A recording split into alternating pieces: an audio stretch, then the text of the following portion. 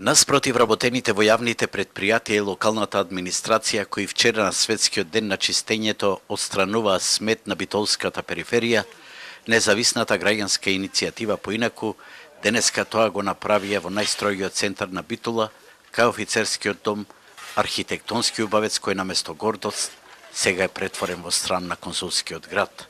Ако не можеме светот да го направиме подобро место за живење, можеме со пример да покажеме како да се заштити животната околина и затоа го одбравме центарот на градот, бидејќи е срамота тука да имаме ваква депонија, рекоа денеска активистите од Поинаку. Искрено се надевавме дека до сега ќе видиме барем заштитни огради на офицерски и дека нема да има вакви депонии.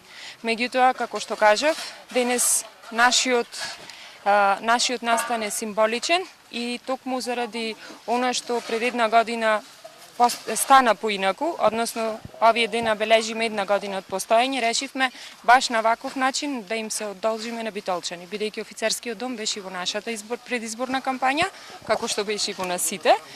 Меѓутоа гледаме дека во моментот е уште поочаен од она што беше претходно.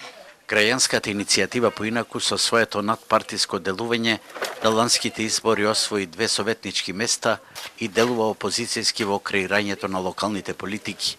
Наспроти нив, едно од најголемите ветувања на сегашната власт беше дека офицерскиот дом ќе блесне во полн сјај, но како што велат од Поинаку, по една година, сега состојбите со ова здание се влошуваат.